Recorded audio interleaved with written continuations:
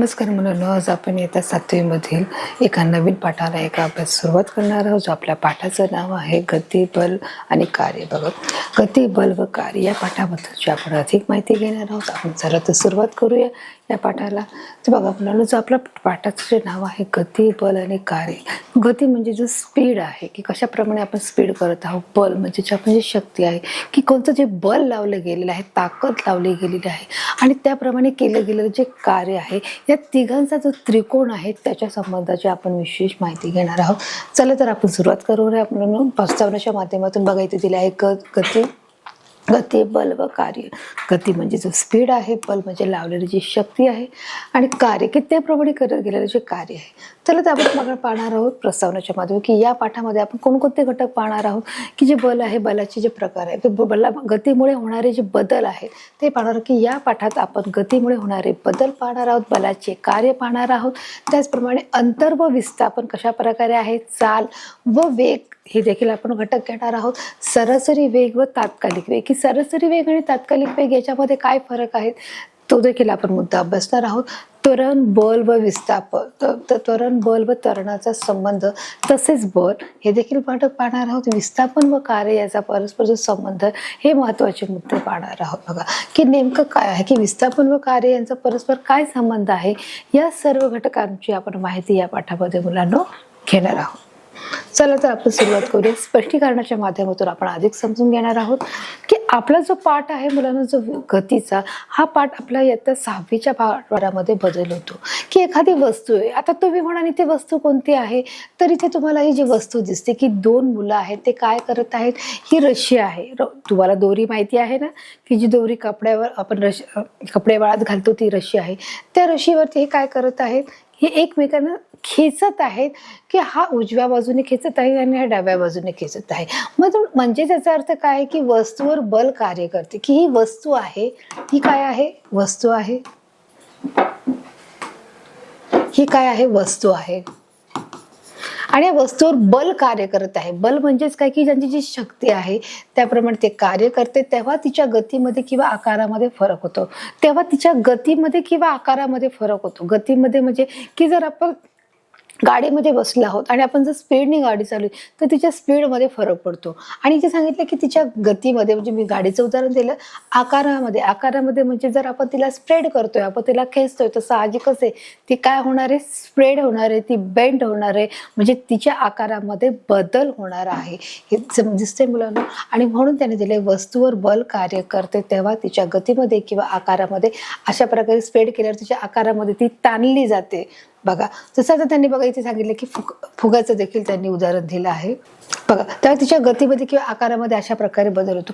जर आपण एखादा फुगा देखील फुगवला तर तिला आपण काय करत आहोत, एखाद्या पदार्थावर आपण बल देत आहोत, तिला त्याच्यामध्ये हवा भरत आहोत, म्हणजे साहजिकच आहे तो काय होत आहे, फुगा फुगत आहे, म्हणजे तिच्या आकारामध्ये काय झालं आहे, आपोआपच बदल झालेला आहे. ही दोन उदाहरणं बघा मी तुम्हाला इथे सांगितलेलं आहे की तिच्या आकारामानामध्ये देखील कशा प्रकारे बदल होत आहे. बलामुळे कार्य कसे घडते आता ते बघणार आहोत की कशा बलामुळे कार्य घडत आहे. बघा इथे दिलं आहे अंतर व विस्थापन, डिस्टन्स अँड डिस्प्लेसमेंट.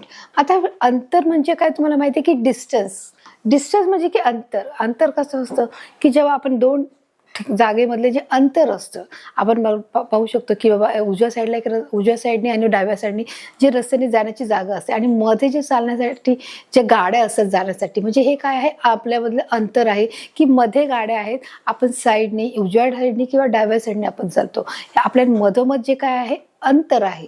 आणि हे अंतर व विस्थापन म्हणजे काय, हे देखील आपण मागच्या भागामध्ये किंवा मागच्या इयत्तेमध्ये पाहिलं आहे की एखादी वस्तू एका जागेवरून हलते तेव्हा आपण तिला काय बोलतो, विस्थापन बोलतो. आता हे विस्थापन त्याबद्दल आपण अधिक माहिती घेणार आहोत. बघा इथे दिलं आहे. बघा आता त्यांनी विस्थापन आणि अंतर फरक, विस्थापन म्हणजे काय, अंतर फरक काय, याच्यातले त्यांनी तुम्हाला दाखवलेलं आहे की इथे दाखवलं की एका विशिष्ट दिशेने सरळ रेषेत कापलेल्या कमीत कमी अंतरास विस्थापन असे म्हणतात. बघा आता इथे झालं की एका विशिष्ट दिशेने, एक विशिष्ट म्हणजे ही जी विशिष्ट दिशा आहे, विशिष्ट दिशेने सरळ रेषा, ही सरळ रेषा तुम्हाला इथे दिसत आहे. बघा अशा प्रकारची जी सरळ रेषा आहे, ही एखाद्या विशिष्ट सरळ दिशेने रेषेत कापलेल्या कमीत कमी अंतरास विस्थापन असे म्हणतात.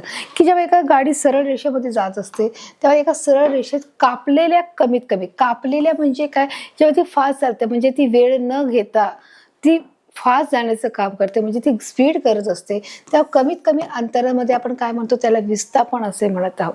आता इथे विस्थापनाची आपण दुसरी देखील परिभाषा इथे पाहिलेली आहे. कशा प्रकारे, आता इथे चित्रामध्ये तुम्हाला अधिक समजण्यासाठी बघा हे कशा प्रकारचं चित्र दिलेलं आहे. इथे ABCD आहे. आता इथे बघा, आपल्याला जर एखादी जर गाडी आपण गाडीमध्ये बसलो आहोत असं समजायचं आहे आता तुम्हाला, की आपण गाडीमध्ये बसलो आहोत आणि आपल्याला A पासून, आपण इथे गाडीत बसलेले आहोत, इथून A पासून आपण B पर्यंत जाणार, B पासून आपण C पर्यंत जाणार, C पासून आपण D पर्यंत जाणार. म्हणजेच लागणारा जो कालावधी आहे तो किती लागू शकतो, जवळजवळ आपल्याला 1 तास देखील लागू शकतो. की इथून अंतर किंवा याच्यामध्ये जेव्हा जात असताना पण मध्ये मध्ये गाड्या येतील, ट्रॅफिक जाम असेल, हळूहळू गाड्या चालत असतील, मग ते जर अंतर आपल्याला A पासून D पर्यंत जायचं असेल तर आपण कसे जाणार, डायरेक्ट, म्हणजे कमीत कमी 15 ते 20 मिनिटं अंतर आपण पार पाडू शकतो. म्हणजेच आपण ना ABCD कडे जाता आपण डायरेक्ट AD, म्हणजे डायरेक्ट आपण सरळ रेषेमध्ये जात आहोत. मग हे तुम्हाला बघा उदाहरणाच्या माध्यमातून सांगितलंय की एखाद्या सरळ रेषेचे अंतर जे कापले जाते त्याला आपण काय म्हणत आहोत, विस्थापनाची प्रक्रिया म्हणत आहोत. काय म्हणत आहोत, विस्थापनाची ही प्रक्रिया आहे. बघा, समजा रणजितचे घर A या ठिकाणी आहे, आता त्यांनी सांगितले, समजा रणजितचे घर A या ठिकाणी आहे, D या ठिकाणी त्याच्या शाळेत पोहोचण्यासाठी त्याने कापलेले अंतर आकृतीत दाखवले आहे. तर त्याला D या ठिकाणी पोहोचले आहे तर तो कसा जाईल, सरळ या रेषेमध्ये जाणार आहे, तो BC कडून जाणार नाही. म्हणजे AB, बघा आता त्यांनी सांगितले इथे AB plus BC plus CD कसं आहे, AB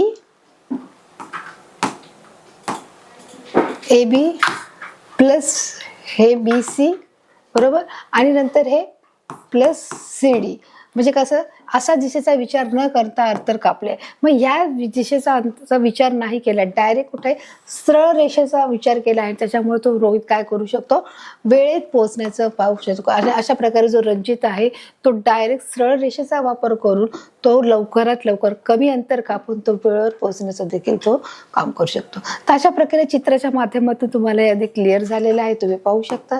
मात्र एकूण विस्थापन AD इतकेच झाले आहे, परंतु जे मात्र विस्थापन आहे म्हणजे जागा हलणे, की एखादी वस्तू एका ठिकाणाहून मूळ ठिकाणाहून हलणे म्हणजेच काय, विस्थापन शिकलं. परंतु इथे बघायची व्याख्या परिभाषा आहे. मात्र एकूण विस्थापन AD इतकेच झाले. AD हे सरळ रेषेत कापलेलं कमीत कमी अंतर आहे. मग AD काय झालेलं आहे, हे जे AD आहे हे काय आहे, की सरळ रेषेत कापलेलं कमीत कमी अंतर आहे, ते विस्थापन आहे. क्लिअर झालं आहे की जे कमीत कमी रेषेमध्ये जे अंतर कापलं जातं त्याला विस्थापन असे म्हटले गेलेले आहे. तर अशा प्रकारे बघा इथे A आणि D चा इथे संबंध डायरेक्ट दाखवलेला आहे, म्हणजे काय झाले, कमीत कमी अंतर कापले. आता आपण पाहणार आहोत अंतर म्हणजे काय. बघा, एखाद्या गतिमान वस्तूने दिशेचा विचार न करता प्रत्यक्ष पूर्ण केलेल्या मार्गाची लांबी म्हणजे अंतर होय. आता इथे त्यांनी तुम्हाला अंतराची डेफिनेशन दिली आहे, तुम्हाला इथे व्याख्या दिलेली आहे. काय व्याख्या दिलेली आहे पुन्हा एकदा नीट समजून घेणार आहोत, की एखाद्या गतिमान म्हणजे जे एखादी स्पीड आहे, एखाद्या गतिमान वस्तूने दिशेचा विचार न करता प्रत्यक्षपणे पूर्ण केलेले जे मार्गाची लांबी म्हणजेच काय आहे, अंतर आहे. तर ही व्याख्या तुम्हाला परीक्षेला विचारू शकतात की अंतर म्हणजे काय. जसं आपण पाहिलं विस्थापन म्हणजे काय, एखाद्या सरळ रेषेमध्ये कमीत कमी वेळेमध्ये अंतर पार करणे म्हणजे विस्थापन होय. तर दुसरं जे आपलं आहे अंतर म्हणजे काय, एखाद्या गतिमान वस्तूने दिशेचा विचार न करता प्रत्यक्षपणे पूर्ण केलेल्या मार्गाची लांबी म्हणजेच काय आहे, अंतर होय. आता बघा इथे तुम्हाला समजण्यासाठी चित्र इथे दाखवलं, चित्राच्या माध्यमातून की त्यांनी कोणत्याही प्रकारचा आडाबिडा घेतले नाही, कोणत्याही प्रकारचं शॉर्टकट घेतलेलं नाही, की प्रत्यक्षपणे पूर्ण केलेल्या मार्गाची लांबी म्हणजेच काय आहे, अंतर आहे. आणि बघा इथे तुम्हाला चित्रात दाखवलेले आहे की कशा प्रकारे ते इथून इथे आणि हे काय केलेले आहे, अंतर आहे. बघा इथे पाहू शकता आपण, मी तुम्हाला पुन्हा चित्राच्या माध्यमातून दाखवत आहे. आता हे जे मापन आहे हे अशा प्रकारे, मग अशा प्रकारे आणि मग अशा प्रकारे, म्हणजे त्याने काय केलेलं आहे, पूर्ण मार्गाचं मापन केलेलं आहे. त्यालाच आपण काय बोलत आहोत, अंतराचे. म्हणजे अंतर कशामध्ये आलंय, जसं आपण मागच्या भागात शिकवलं की भौतिक राशीचे मापन. मग भौतिक राशीचे मापन हे 2 प्रकारात मोडले जाते, एक अदिश राशी, एक सदिश राशी. मग अदिश राशी आहे ती परिपूर्ण परिमाणाच्या दिशेने जे असते की जी परिपूर्णता टिकून राहते तिला आपण अदिश राशी म्हणतो. मग हे अंतर हे अदिश राशी आहे. म्हणजे अंतर जे एकक आहे ते अदिश राशीचं उदाहरण आहे. हे देखील आपण पाहू शकतो. बघा इथे काय दिले, जे अंतर आहे कसलं आहे, अदिश राशीचं उदाहरण इथे दाखवतो. आता इथे आपले विस्थापन म्हणजे डिस्प्लेसमेंट आहे की जे आपण बघा त्याची व्याख्या घेतली आहे. आता त्याच्याबद्दल आपण अधिक जाणून घेणार आहोत. एखाद्या गतिमान वस्तूने आरंभच्या ठिकाणापासून अंतिम ठिकाणापर्यंत पोहोचण्यासाठी एका दिशेने पार केलेलं कमीत कमी अंतर म्हणजे विस्थापन होय. की आता इथे त्यांनी जसं अंतराची तुम्हाला परिपूर्ण डेफिनेशन दिली आहे, व्याख्या दिली आहे, त्याचप्रमाणे तुम्हाला इथे आता विस्थापनाची देखील परिपूर्ण व्याख्या दिली आहे की एखादी गतिमान वस्तूने आरंभीच्या ठिकाणापासून म्हणजे कुठून, आरंभीचं ठिकाण कोणतं आहे, हे आहे म्हणजे सुरुवात कुठून आहे, आरंभीचं ठिकाण म्हणजे सुरुवात, आरंभीच्या ठिकाणापासून अंतिम ठिकाणापर्यंत, अंतिम ठिकाण म्हणजे कोणतं, हे आहे पोहोचण्यासाठी एका दिशेने पार केलेले कमीत कमी अंतर म्हणजेच काय आहे, विस्थापन आहे. हे आपण सुरुवातीलाच काय केलं आहे, क्लिअर केलं आहे. आरंभीपासून शेवटपर्यंत म्हणजे अंतिम ठिकाणापर्यंत पोहोचण्यासाठी एक दिशेने पार केलेलं कमीत कमी अंतर म्हणजेच काय आहे, विस्थापन आहे. अशा प्रकारे त्यांनी या ठिकाणाहून त्या ठिकाणी त्याला गेलं आहे. विस्थापनामध्ये अंतर व दिशा या दोन्ही गोष्टीचा विचार होतो म्हणून विस्थापन ही सदिश राशी आहे. आता बघा, जे अंतर आहे ते अदिश राशी आहे आणि जे विस्थापन आहे ती सदिश राशी आहे. म्हणजेच काय की विस्थापनामध्ये कोणकोणत्या गोष्टीचा विचार केला जात आहे, अंतर आणि दिशाचा विचार केला जात आहे. कोणतं, बघा इथे शब्द आला आहे, अंतर व दिशा या दोन्हीही गोष्टींचा विचार होतो म्हणून विस्थापन ही कशी राशी आहे, सदिश राशी आहे. जसं आपण मागच्या भागामध्ये पाहिलं की भौतिक राशी म्हणजे काय, मग ती अदिश आहे सदिश आहे, दोन प्रकार पडतात. मग जे विस्थापन हा जो भाग आहे, या विस्थापनामध्ये सदिश राशीचा वापर केला जातो जेणेकरून त्याच्यामध्ये अंतर आणि दिशा या दोन्हीही गोष्टींचा विचार केला जात आहे. मग काही दोन्हीचा विचार होतो आणि म्हणून विस्थापन ही कशी आहे, ही सदिश राशी आहे. अंतर ही अदिश राशी आहे, विस्थापन ही सदिश राशी आहे, हे देखील लक्षात ठेवायचं आहे. मग विस्थापन बरोबर सदिश राशी बघा इथे तुम्हाला दिला आहे. आता आपण पाहणार आहोत की वेग म्हणजे काय, बघा आता त्यांनी दिलं आहे वेग म्हणजे या ज्या विशिष्ट दिशेने एका कालावधीत वस्तूने कापलेले अंतर. वेग म्हणजेच काय आहे, स्पीड आहे. वेग आपण म्हणतो की किती स्पीडने गाडी चालू, की जसं आपण गाडीमध्ये मोटरसायकल असू दे किंवा 4 चाकाची गाडी असू दे त्याच्यामध्ये स्पीडने गाडी चालते, ते किलोमीटर असतं आणि ते गाडीचा आकडा दाखवते की किती किलोमीटर, किती स्पीड आहे, गाडीचा वेग किती आहे, 40 आहे, 60 आहे, 90 आहे, 100 आहे, म्हणजे हा काय आहे, गाडीचा वेग दाखवत असते. मग वेग म्हणजेच काय आहे की विशिष्ट दिशेने म्हणजे साहजिकच आहे, गाडी जर रस्त्यावर आहे तर ती कशी आडवी तिडवी चालू शकतो का, तर ती सरळ एका दिशेतच चालणार ना. म्हणून विशिष्ट दिशेने एकच कालावधीत वस्तूने कापलेले अंतर. वस्तू कोण आहे, गाडी आहे. वस्तू कोण आहे हे लक्षात ठेवायचे, वस्तू कोण आहे, गाडी आहे. म्हणजे विशिष्ट दिशेने म्हणजे सरळ दिशेने एकच कालावधीत वस्तूने कापलेले जे अंतर आहे, जे वस्तूने जे अंतर कापले आहेत त्यालाच आपण काय बोलणार आहोत, बघा वेग बोलणार. म्हणजे बघा ही कशा प्रकारे वेगाने बघा गाडी इथे एका सरळ रेषेत चाललेली चित्रात तुम्हाला इथे दिसत आहे. वस्तूचा वेग खालील सूत्राने काढतात. मग आता याचा देखील वेग आहे, त्या वेगाचं जे सूत्र आहे ते सूत्र देखील आता आपण पाहणार आहोत की कोणत्या प्रकारचे सूत्र आहे. वेग बरोबर विस्थापन भागिले विस्थापनाला लागलेला वेळ आणि कालावधी. क्लिअर झालंय की वेगाचं जे सूत्र आहे, वेग बरोबर विस्थापन भागिले विस्थापनाला लागलेला वेळ म्हणजेच काय आहे, कालावधी आहे. अशा प्रकारे याचं जे सूत्र आहे देखील परीक्षेला विचार की वस्तूचा वेग खालील सूत्राने काढले जातो. बघा, चाल व वेग, स्पीड अँड वेलोसिटी. आता चाल आणि वेगाचा काय फरक आहे बघा पाहणार आहोत. आता त्या सूत्रांबद्दल त्याने अजून एक एक्झाम्पल आपल्याला दिले की आपण कशा प्रकारे ते उदाहरण सोडवू शकतो. जेव्हा आपण एखाद्या गाडीची चाल 40 किलोमीटर प्रति तासास असे सांगतो, म्हणजे जेव्हा एका किलोमीटरला त्यांनी सांगितलं की एका तासाला 40 किलोमीटर प्रति तास म्हणजे काय, 1 तासामध्ये जर आपण 40 किलोमीटर अंतर पार पाडत आहोत असे सांगतो, तेव्हा दिशा सांगण्याची गरज नसते. म्हणजे राईट आहे का लेफ्ट आहे सांगण्याची गरज नाही, कारण गाडी कशी चालत आहे, सरळ एका रेषेमध्ये ती चालत आहे. आणि म्हणून सांगतो की जेव्हा आपण एखाद्याची गाडीची जी चाल आहे, जे स्पीड आहे, तो काय आहे की एका तासाला 40 किलोमीटर अंतर आपण काय करत आहोत, पार पडत आहोत. त्यावेळेस दिशा सांगण्याची गरज नसते, कारण ती गाडी कशी चालत आहे, सरळ पुढे जात आहे. जो बघा चित्रामध्ये तुम्हाला इथे दिसत आहे, अशा प्रकारे गाडी ही जात आहे. परंतु वादळ एखाद्या निश्चित ठिकाणी येणार आहे याची कल्पना येण्यासाठी दिशेचा उल्लेख करणं अनिवार्य आहे. अनिवार्य आहे म्हणजे गरजेचंच आहे. परंतु जेव्हा गाडी एका सरळ रेषेत चालत असते, परंतु त्याचा आपल्याला तास माहिती की ते एका तासाला 40 किलो प्रति तास ती गाडी चालत आहे. परंतु जेव्हा एखादी घटना जेव्हा समोर घडलेली असते, मग त्या ठिकाणी ती घटना कोणती असू शकते? वादळ असू शकतं, की वादळ एखाद्या निश्चित ठिकाणी येणार आहे याची कल्पना येण्यासाठी दिशेचा उल्लेख करणं गरजेचं आहे. मग त्यासाठी किंवा कोणत्या ठिकाणी जेव्हा वादळ येत आहे किंवा कोणत्या ठिकाणी पाऊस पडत आहे किंवा कोणत्या ठिकाणी समजा आपण म्हणू शकतो की भूकंप येऊ शकतो, म्हणजे ही सगळी कोणती आहेत? नैसर्गिक आपले आपत्ती आहे.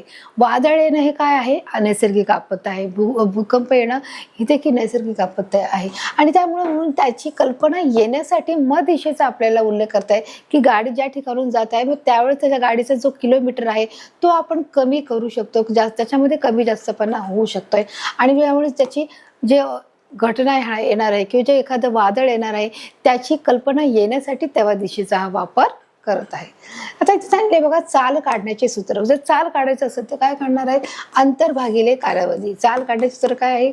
चाल काढण्याचे सूत्र बरोबर अंतर भागिले कालावधी, अशा प्रकारे त्याचं सूत्रामध्ये त्याची मांडणी करण्यात येते. आणि सूत्रामध्ये किमती टाकून याचं गणित देखील जे सम्स आहे ते सोडवले जाते.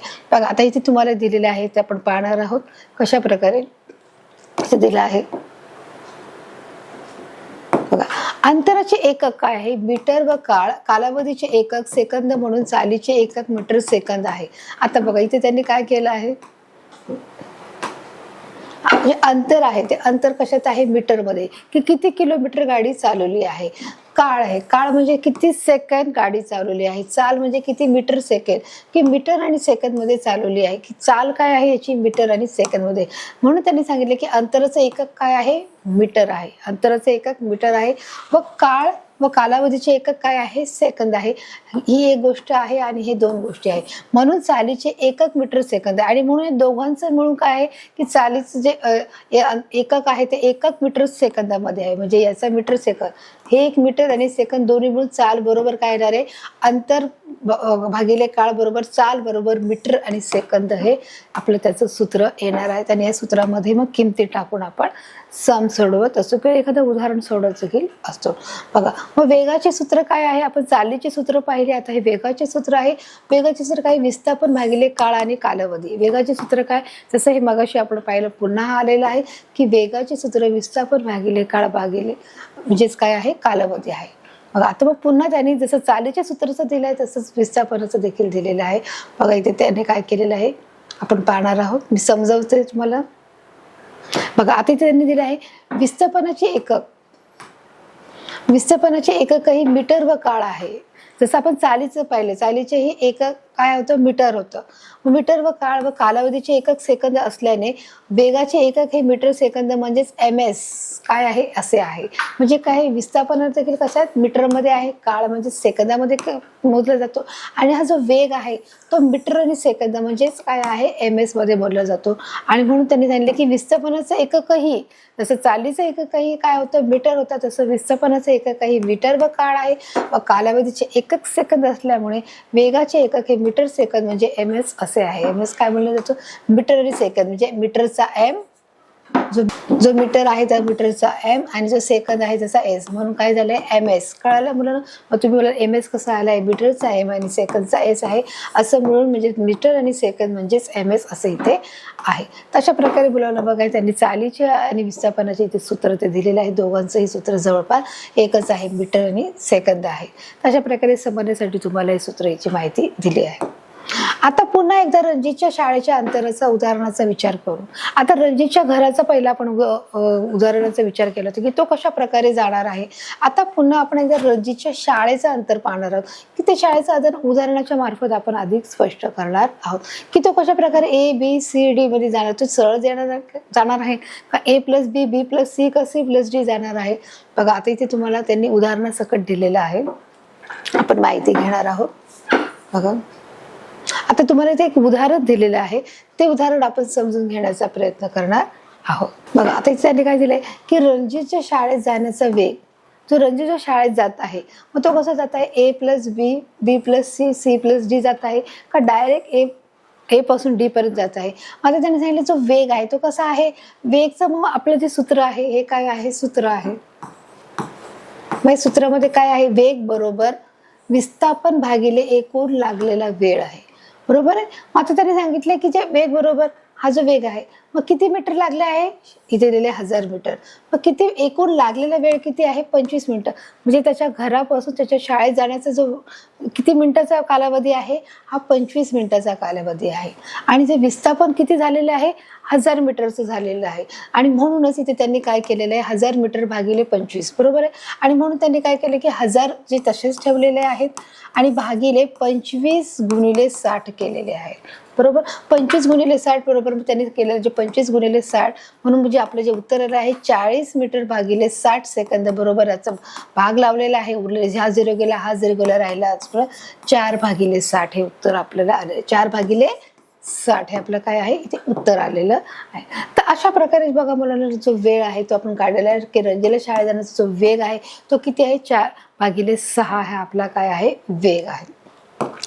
हे 25 गुणिले 60 इथे 60 काय आलेलं आहे की आपल्याला 60 मिनिटं म्हणजे 1 तासाचा किती आहे, 60 मिनिटं. जेव्हा 60 मिनिटं होतात तेव्हा किती होतात, 1 तास होतो. तर अशा प्रकारे बघा आपण मुलांना इथे आपलं पाठ शिकून झालेलं आहे की कशा प्रकारे जो रणजितला शाळेत जाण्याचा जो वेग आहे तो इथे आपण सूत्र टाकून सूत्रामध्ये माहिती भरून आपण तो काढलेला आहे. आता बघा पाहत आहोत मुलांना की 4.6 आहे. तर 4.6च्या नंतर आपण पुन्हा भाग लावलेला आहे त्याला. तर पुन्हा आपण भाग लावलेला आहे की बेदुनी 4 आणि बेत्रिक 6 म्हणजे 2/3 हे काय आहे आपलं इथे उत्तर येत आहे.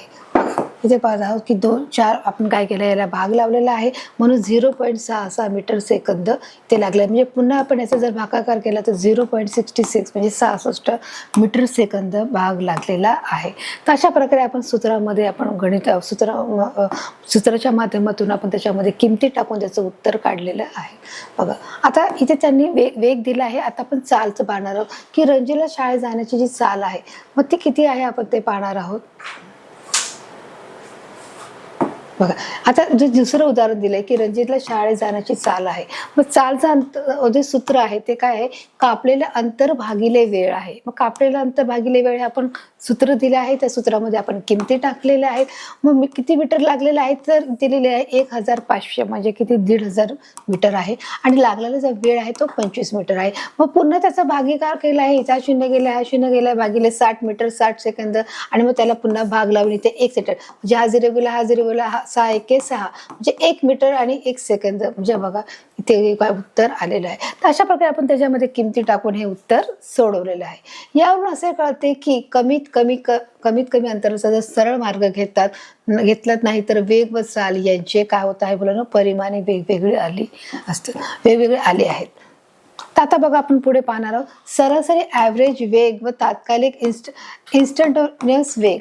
आता तात्कालिक म्हणजे लवकरात लवकर, सरासरी म्हणजे काय ॲव्हरेज आहे आणि वेग व तात्कालिक इन्स्टंटेनियस वेग काय आहे ते देखील आपण या पाठाच्या माध्यमातून पाहणार आहोत. बघा आता इथे चित्रामध्ये बघा काय दिलं आहे, जो तुम्हाला एक चित्र दिलं आहे की सरासरी वेग आणि तात्कालिक वेग याच्यातलं तुम्हाला डिफरन्सेस काय आहे तो इथे सांगितलेला आहे की एखादी वस्तू सरळ रेषेत जाताना सुद्धा तिचा वेग बदलू शकतात, की एखादी जी वस्तू आहे ती सरळ रेषेत जाता सुद्धा तिचा वेग बदलू शकतो. जर सुरुवातीला जर 10 किलोमीटर आहे मग तो कदाचित पुढेही 10 असेल, मग पुढे तो 20 किलोमीटर जात आहे की जो आरंभ आहे आणि जो शेवटचं जे स्थान आहे त्याच्यामध्ये फरक येऊ शकतो की जी स्पीड आहे त्या स्पीडमध्ये काय होत आहे, फरक होत आहे. एखादी वस्तू ही सरळ रेषेत जाताना सुद्धा तिचा वेग बदलू शकतो. अशा प्रकारे बघा 10 किलोमीटर पण इथे पुढे काय आहे 20 किलोमीटर अंतर येत आहे. तर अशा प्रकारे तिचा जाण्याचा जो वेग आहे त्याच्यामध्ये बदल होऊ शकतो. दिसत आहे एखादी वस्तू सरळ जाताना सुद्धा तिचा काय बदलत आहे, वेग बदलू शकतो. मग अशा प्रकारे बघा त्याच्यामध्ये फरक आहे. आकृती ही विस्थापनाची आहे म्हणजे त्याच्यामध्ये काय झालं आहे, त्या वेग बदलल्यामुळे तिचं विस्थापन झालेलं आहे. समजा एक ट्रक ए या ठिकाणाहून डी या ठिकाणापर्यंत 40 किलोमीटर सरळ रेषेत जात आहे. जर एखादा जो ट्रक आहे तो ए ठिकाणापासून डी ठिकाणापर्यंत 40 किलोमीटर एका सरळ रेषेत तो जात आहे, परंतु पुढे कदाचित त्यामध्ये काय होऊ शकतं, विस्थापन होऊ शकतो, त्याचा वेग बदलू शकतो. म्हणजेच एडी हे काय झालं आहे, विस्थापन होईल, म्हणजे त्याच्यामध्ये फरक होणार आहे. त्याला लागणारा एकूण कालावधी जर 1 तास असेल, जर त्याला ए पासून डी या ठिकाणी जायचं असेल आणि त्याला लागणारा जो कालावधी आहे 1 तास असेल, तर त्याची सरासरी वेग 40 किलोमीटर तास इतका होईल. त्यांनी सांगितलंय की लागणारा जो एकूण कालावधी जर 1 तास असेल, तर 1 तासामध्ये जो ए या डी या ठिकाणापर्यंत जात आहे, तर त्याचा सरासरी वेग किती असणार आहे, 40 किलोमीटर हे त्याचं अंतर असणार आहे. 40 किलोमीटर तास इतके ते अंतर पार पडणार आहे. त्याप्रमाणे हे लक्षात ठेवायचं आहे. अशा प्रकारचा जो कालावधी आहे तो आपण पाहत आहोत. परंतु AB हे 10 किलोमीटर अंतर ट्रकने 10 मिनिटात होत आहे. तर 10 किलोमीटरचं जर अंतर पार पाडायचं असेल तर ते AB हे 10 किलोमीटर अंतर ट्रकने 10 मिनिटात होणार आहे. BC हे अंतर 20 मिनिटात होणार आहे. CD हे अंतर 30 मिनिटात पार केले तर काय होणार आहे बघा, AB 10, BC किती आहे 10, ABC 20 मिनिटं, CD 30 मिनिटात पार केलं जाईल. इथे बघा तुम्हाला चित्राच्या माध्यमातून बघा अधिक समजून येणार आहे की AB आहे ते किती आहे, AB हे अंतर किती आहे, 10 किलोमीटर आहे. बघा AB आहे 10 किलोमीटर अंतर आहे. त्याचप्रमाणे AB हे 10 किलोमीटर अंतर ट्रकने 10 मिनिटात, तर BC हे अंतर 20 मिनिटात. आता हे BC आहे हे किती आहे, 20 मिनिटामध्ये आहे आणि CD हे अंतर किती मिनिटात आहे, हे 30 मिनिटामध्ये आहे. समजते, तर पार केले तर अशा प्रकारे त्याच्या अंतरामध्ये त्यांनी फरक देखील दाखवलेला आहे. अशा प्रकारे अंतर पार केले तर काय होणार आहे, त्याला विस्थापन असे म्हणणार आहोत.